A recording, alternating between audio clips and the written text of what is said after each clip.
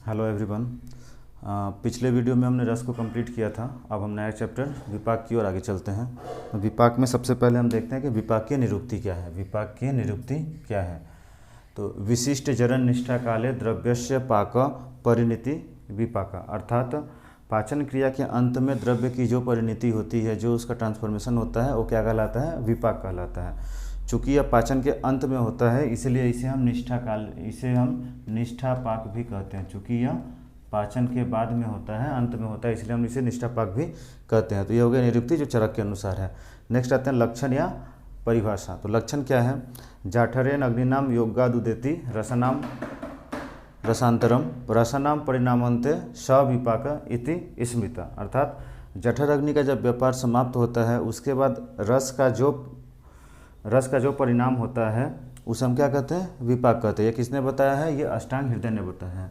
क्या है? जाठरेन अग्निनाम योगाद उदेति रसांतरम रसनाम परिणामन्ते सविपाक इति स्मृता, मतलब जठर अग्नि का जब काम खत्म हो जाता है पाचन क्रिया के अंत में, उस समय रस का जो परिवर्तन होता है उसे हम विपाक कहेंगे।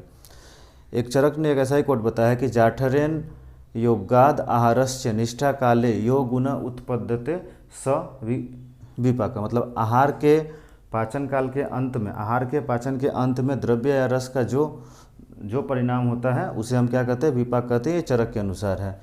शिवदास सेन ने सुश्रुत सूत्रस्थान कमेंट्री के क्रम में कहा है कि अवस्था पाक अपेक्षया विशिष्ट पाक और विपाक, यानी कि अवस्था पाक और विशिष्ट पाक या विपाक में अंतर होता है। उसे हम आगे हम समझेंगे। तो सबसे पहले आहार पाचन की कितनी अवस्थाएं हैं, एक चीज़ देख लेते हैं। जब अवस्था पाक वर्ड आया है तो आहार पाचन की 3 अवस्थाएं हैं। आहार पाचन की 3 अवस्थाएं हैं, सॉरी 2 अवस्थाएं हैं। एक है अवस्था पाक और दूसरा है निष्ठा पाक। अवस्था पाक को हम प्रथम में होता है, इसलिए प्रथम पाक या प्रपाक भी कहते हैं, और निष्ठा पाक अंत में होता है, जो कि विपाक है। अब आते हैं अवस्था पाक। अवस्था पाक में कहते हैं जब हम भोजन को ग्रहण करते हैं तो वह हमारे आहार नली से होकर पाचन क्रिया को करता हुआ आगे की तरफ बढ़ता है। तो इसमें हम जिस अवस्था के अनुसार, मतलब जिस स्थान पर रहता है उसके अनुसार उसमें कुछ परिवर्तन होते हैं, पाचन की क्रिया होती है। इस आधार पर हम उसे 3 भागों में बांट सकते हैं। पहला है मधुर अवस्था पाक, दूसरा है अम्ल अवस्था पाक और तीसरा है कटु अवस्था पाक। मधुर अवस्था पाक कहाँ होगी? अमाशय में होगी, और यहाँ पे मधुर रस की अधिकता के कारण कफ की उत्पत्ति होगी। अम्ल अवस्था पाक पश्चिमाशय में होगी, और अम्ल रस की अधिकता के कारण पित्त की उत्पत्ति होगी। कटु अवस्था पाक कहाँ होगी? पक्वाशय में होगी, और कटु रस की अधिकता से वायु की उत्पत्ति होगी। यहाँ पे एक चीज़ ध्यान में रखेंगे हम लोग, ये जो कफ की उत्पत्ति हो रही है, तो क्या ये ऑलवेज हमेशा कफ की उत्पत्ति होगी? बट अगर हम मधुर के जगह पे कटु रस का प्रयोग करेंगे, कटु रस का द्रव्य का प्रयोग करेंगे, तो वहाँ पे जो कफ उत्पत्ति होगी वो मधुर की अवस्था में क्या होगी? कम होगी, और मधुर में कफ की उत्पत्ति अधिक होगी। सिमिलरली अगर कटु अवस्था पाक में अगर हम कटु रस का प्रयोग करेंगे तो वायु की उत्पत्ति अधिक होगी, और मधुर रस का प्रयोग करेंगे तो वायु की उत्पत्ति कम होगी। तो ये है अवस्था पाक। अवस्था पाक में क्या होता है? इसमें दोषों की उत्पत्ति होती है। नेक्स्ट आते हैं निष्ठा पाक। निष्ठा पाक क्या होता है? जब यह अवस्था पाक का अंतिम चरण होता है और लास्ट में जो पाक होता है उसे हम क्या कहते हैं? निष्ठा पाक कहते हैं।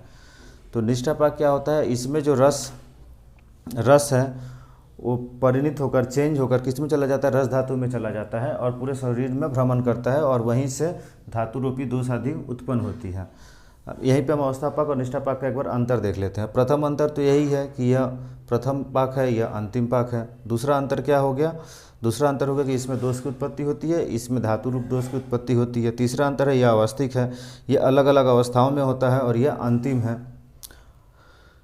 चौथा अंतर होगा कि यह प्रत्यक्ष गम है और यह अनुमान गम्य है। निष्ठा पाक को हम अनुमान द्वारा नहीं समझ सकते हैं, जबकि हम कुछ हद तक अवस्था पाक को प्रत्यक्ष द्वारा समझ सकते हैं, और निष्ठा पाक को हम प्रत्यक्ष द्वारा नहीं समझ सकते। इसके लिए अनुमान की आवश्यकता पड़ती है। नेक्स्ट हम आते हैं विपाकवाद। विपाक कितने तरह का होता है? तो विपाकवाद को समझने के लिए बहुत सारे आचार्यों ने अलग अलग अपना मत प्रस्तुत किया है। कुछ जो महत्वपूर्ण है उन्हें हम देख लेते हैं। तो पहला क्या है? षड्विध विपाकवाद। षड्विध विपाकवाद को जो आचार्य फॉलो करते हैं उनका कहना है कि विपाक 6 है। अब इसमें भी कन्फ्यूजन है। कुछ लोग का मानना है कि 6 फिक्स है, और कुछ लोग का मानना है कि 6 कुछ भी हो सकते हैं, बट वो रस के अनुसार ही होंगे। तो जैसे पहला है क्या है? यथा रस विपाकवाद। यथा रस विपाकवाद को योग रत्नाकर शिवदास सेन ने माना है। इसके अनुसार अगर द्रव्य का रस मधुर है तो उसका विपाक भी मधुर होगा, द्रव्य का रस अम्ल है तो विपाक भी अम्ल होगा, मतलब 6 रसों से सेम 6 विपाक हो जाएंगे, तो यह यथारस विपाकवाद है। दूसरा क्या है, अनियत विपाकवाद। इनके अनुसार भी विपाक 6 ही होगा, जैसे मधुर अम्ल लवण कटु तिक्त कषाय 6 ही होगा, लेकिन इनके अनुसार क्या है कि ये डिपेंड करेगा जो निष्ठा पाक, मतलब पाक के अंतिम काल में रस का क्या कंडीशन है।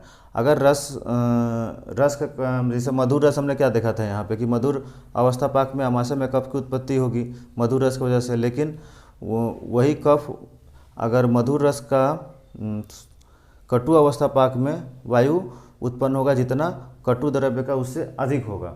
तो इस प्रकार जो हम रस का सेवन कर रहे हैं वो निष्ठा पाक के समय में उस रस की क्या स्थिति है, उसमें किस रस की प्रधानता है, उसके आधार पर उसका विपाक हो गया। यानी कि मधुर रस हमने सेवन किया है, अगर मधुर रस सेवन किया है और निष्ठा पाक के समय में इसमें कटु की प्रधानता हो गई है, परिवर्तन हो गया, परिणति इसका कटु में हो गया है, तो मधुर रस से कटु विपाक हो जाएगा। इस तरह से 6 ही होंगे, बट किस रस का परिवर्तन किस समय किस में होगा ये नियत नहीं है, यानी कि फिक्स नहीं है।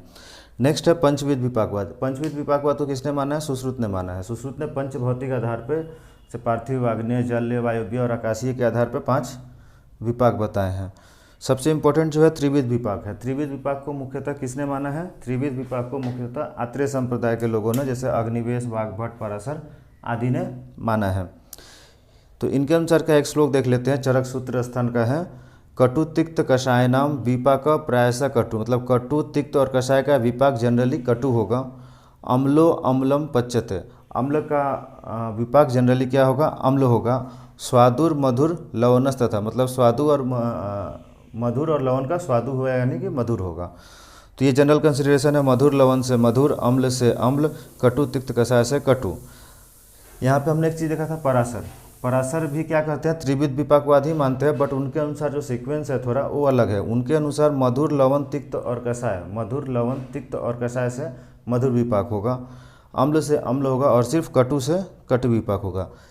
इस त्रिविध विपाक में हम क्या देखते हैं कि रस अनुसार अगर रस में परिवर्तन हो रहा है तो विपाक भी बदल जा रहा है, तो रस अनुसार क्या है विपाक बताया गया है, अतः इसे हम रस विपाकवाद भी कहते हैं। एक और कॉन्सेप्ट है द्विविध विपाकवाद का, द्विविध विपाकवाद का यानी कि 2 विपाकवाद। इसे बताया है धन्वंतरी संप्रदाय नागार्जुन और सुश्रुत ने। इनके अनुसार 2 है, गुरु और लघु। गुरु मतलब पृथ्वी और जलीय द्रव्य है तो उनका विपाक गुरु होगा, आकाशीय वायव्य अग्नीय द्रव्य है तो उनका विपाक लघु होगा। साथ ही साथ इसमें गुण का भी वर्णन है, जैसे स्निग्ध, शीत, पिछल, गुरु आदि गुण होगा तो गुरु होगा, रुच्छ, लघु, तीक्ष्ण और विशद आदि गुण होगा तो लघु होगा। यहाँ पे मेनली 2 विपाक है, गुरु विपाक और लघु विपाक। इस विपाकवाद में हम क्या देखते हैं कि इसकी जो रचना की गई है, अब जो कॉन्सेप्ट गुरु और लघु का बताया गया है, मेनली गुण के आधार पर या फिर भूत के आधार पर बताया गया है, अतः इसे हम गुण विपाकवाद या फिर भूत विपाकवाद भी कहते हैं। तो विपाकवाद में इतने सारे कॉन्सेप्ट हैं, इंपॉर्टेंट ये 3 और ये 2 अधिक इंपॉर्टेंट है। नेक्स्ट आते हैं हम विपाक के गुण कर्म। तो चरक के अनुसार पहले देखते हैं, चरक ने कितने विपाक बताए हैं, 3, मधुर, अम्ल और कटु। मधुर, अम्ल और कटु, इसको जस्ट कॉन्सेप्ट से याद करेंगे तो हो जाएगा। मधुर है तो उसमें कौन सा गुण होगा, स्निग्ध और गुरु गुण होगा। स्निग्ध गुरु गुण होगा तो ये दोष को बढ़ाएगा यानी कफ को बढ़ाएगा, और धातु है कफ को बढ़ा रहा है तो शुक्रल होगा। अगर धातु को बढ़ा रहा है तो फिर सृष्टविन मूत्र माने मूत्र और पुरुष को उत्पन्न करेगा। नेक्स्ट है अम्ल। अम्ल में गुण है स्निग्ध और लघु, यह होगा पित्तवर्धक, शुक्र का नाश करेगा और मूत्र और पुरुष को बढ़ाएगा। नेक्स्ट है कटु विपाक। कटु विपाक में गुण है रुक्ष लघु, रुक्ष लघु होने से यह वात को बढ़ाएगा, शुक्र का नाश करेगा और मलमूत्र को बद्ध करेगा। नेक्स्ट आते हैं हम सुश्रुत के अनुसार विपाक गुण। सुश्रुत ने कौन कौन विपाक बताया, गुरु और लघु। गुरु और लघु, गुरु विपाक की तुलना हम मेनली मधुर विपाक से कर सकते हैं और लघु विपाक की तुलना हम कटु विपाक से कर सकते हैं। कर्म मोरले सेम ही है, गुरु विपाक है तो कफ को बढ़ा रहा है, वात पित्त को कम कर रहा है। लघु विपाक है, वात पित्त को बढ़ा रहा है, कफ को कम कर रहा है। एक में मूत्र पुरुष की उत्पत्ति होगी, एक में कम होगी, बद्ध होगा। तो ये हो गया विपाक का गुण और कर्म। नेक्स्ट आते हैं हम रस और विपाक में भेद। रस और विपाक में भेद। रस और विपाक हम निम्नलिखित आधार पर समझेंगे, लक्षण, काल, कर्म, कर्मधिष्ठान और उपलब्धि। लक्षण, रस का लक्षण मैंने क्या पढ़ा था, आस्वाद का। आस्वाद क्या है, रस का लक्षण है। लेकिन विपाक क्या परिणाम, विपाक में परिवर्तन होता है और रस में हम लोग टेस्ट ग्रहण करते हैं। तो रस का लक्षण है आस्वाद, विपाक का लक्षण है परिणाम। काल, रस हमें कब अनुभूत होता है, जस्ट संग संग हम जैसे ही स्पर्श इंद्रिय के संपर्क में कोई द्रव्य आता है तब तक, स्पर्श इंद्रिय कह रहा हूँ, जिह्वा इंद्रिय, जिह्वा के संपर्क में जैसे ही कोई द्रव्य आएगा हमें रस की प्राप्ति अनुभूति हो जाएगी, तो यह आदि में होता है।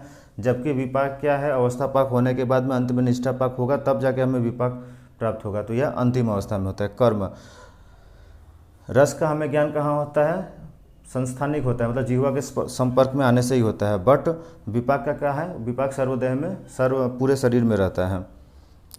कर्म अधिष्ठान के ऊपर से, कर्म अधिष्ठान, रस का प्रभाव शरीर और मन दोनों पे पड़ता है और विपाक का प्रभाव सिर्फ शरीर पे पड़ता है। उपलब्धि, रस को हम लोग प्रत्यक्ष कर सकते हैं बट हम लोग विपाक को प्रत्यक्ष नहीं कर सकते, इसे हम लोग अनुमान करते हैं। तो ये बेसिक डिफरेंस है रस और विपाक में। नेक्स्ट आता है विपाक की उपलब्धि। विपाक की उपलब्धि कैसे करेंगे, तो विपाक की उपलब्धि हम लोग पहले ही बता चुके हैं कि विपाक की उपलब्धि प्रत्यक्ष द्वारा नहीं होगी, उसे हमें अनुमान द्वारा ज्ञान करना होता है। नेक्स्ट है विपाक का तारतम्य। तारतम्य का मतलब क्या होता है, अधिकतम, अधिकतर, मतलब कम अधिक, इस तरह से जो कॉम्बिनेशन होता है उसे हम लोग तारतम्य कहते हैं। तो अगर रस में तारतम्य होगा, रस में अधिक कम होगा, तो विपाक में भी अधिक कम हो सकता है, ये संभव है। तो अर्थात विपाक का तारतम्य रस के तारतम्य पर डिपेंड करता है। नेक्स्ट लास्ट पॉइंट है विपाक की प्रधानता। तो हमको ये चीज़ पता है कि कोई भी द्रव्य का जो गुण दोष होता है उसके पाचन के ऊपर डिपेंड करता है, और पाचन यानी कि क्या है, विपाक। तो अगर द्रव्य का पाचन सही से है, विपाक सही है, सम्यक है, तो उसका गुण कर्म भी सम्यक ही होगा। तो इसलिए विपाक क्या है, प्रधान है। दूसरा क्या है कि अगर विपाक सम्यक है तो फिर उसका दोष का जो नॉर्मल कर्म है वह करेगा। तो नॉर्मल कर्म करने से अगर समन कर्म करना है तो समन कर्म करेगा, और शोधन करना है तो वर्धन करना है तो वर्धन करेगा। तो यह भी किसके ऊपर डिपेंड करता है, विपाक के ऊपर ही, क्योंकि सम्यक विपाक से ही द्रव्य का कर्म होगा। नेक्स्ट धातु निर्माण में हमने पढ़ा था कि विपाक क्या धातु रूपी दोष उत्पन्न करता है, और यह रसधातु में आश्रित होकर संपूर्ण शरीर में भ्रमण करता है और आगे के जो प्रोसेस है उसको प्रारंभ करता है। तो उसके लिए धातु निर्माण के क्रम में विपाक इम्पोर्टेंट है। और अंतिम है कि आहार और औषधों का कर्म, अगर विपाक सही होगा तो उसका गुण क्या हो, गुण लक्षित होगा। अगर गुण लक्षित होता है तो भी कर्म होगा। तो औषध आहार सभी का कर्म क्या है, विपाक के ऊपर निर्भर करता है, इसलिए भी विपाक क्या है, प्रधान है। बस विपाक एक वीडियो में ही ख़त्म हो गया। नेक्स्ट वीडियो में हम वीर्य के बारे में चर्चा करेंगे। Thank you.